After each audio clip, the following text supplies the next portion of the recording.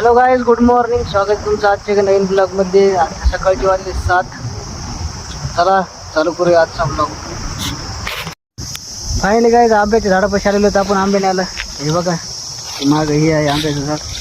चला तर घेऊया आंबे.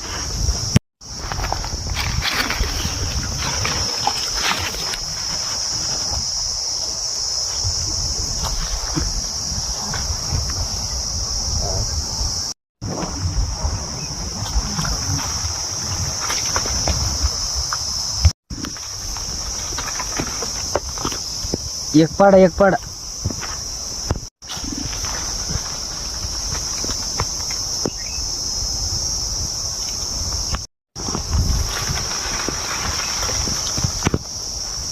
दोन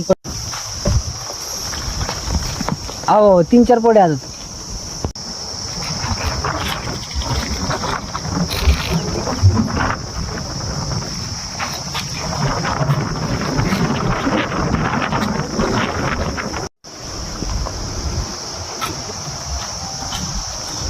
तिकडं पडत आहे आंबा.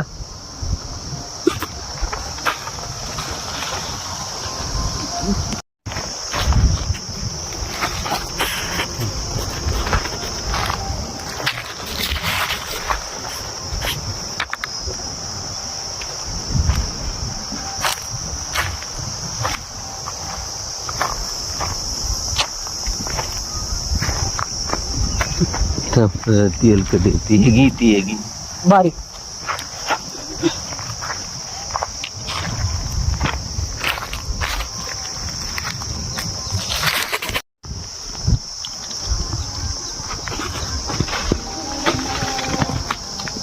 पाडा एक पाडा.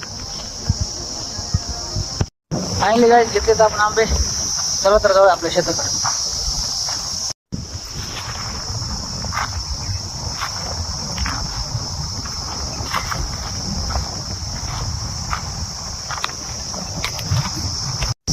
फायनली गाईज तर आपण आपल्या शेतामध्ये आलेलो आहोत. लावलेली आपण इथं गाडी. चला तर जाऊया आपल्या शेतामध्ये. आपल्या शेतामध्ये मागं केलेली आहे मित्रांनो पाळी. चला तर दाखवतो तुम्हाला.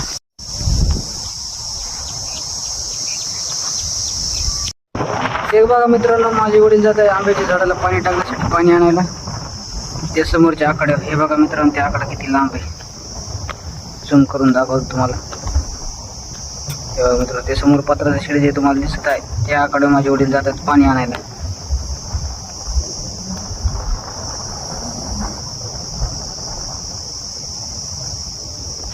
बघा किती लांब आहे ते आकडा. फायनली गाईज दाखवतो मी तुम्हाला माझ्यावाले आंब्याचं झाड. चला तर आंब्याचं झाड केवढं झालेलं आहे दाखवतो तुम्हाला.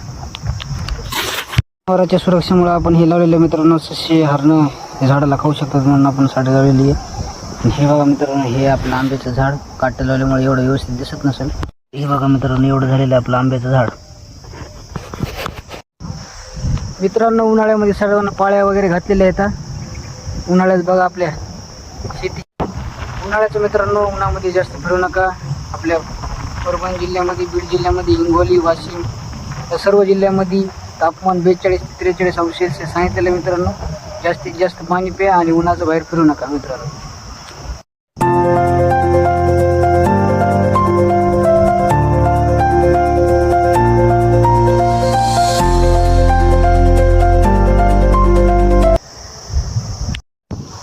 चला तर मित्रांनो, टाकू आपल्या आंब्याच्या झाडाला पाणी. उन्हाळ्याचं तुम्ही पण पक्ष्याला पाणी ठेवा आणि असंच झाडाला पाणी घालीत राहा. सर्वात जास्त झाडे लावा.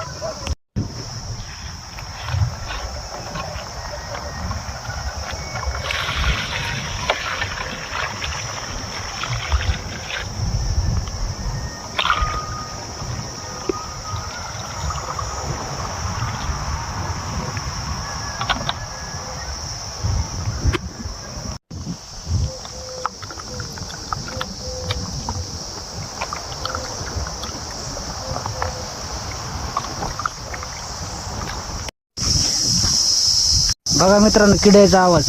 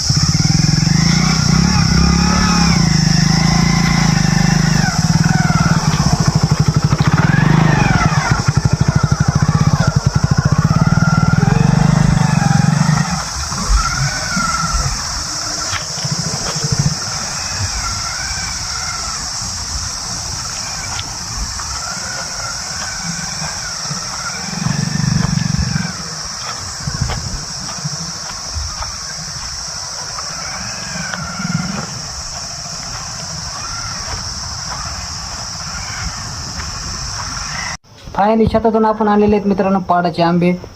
या आंबे खायला.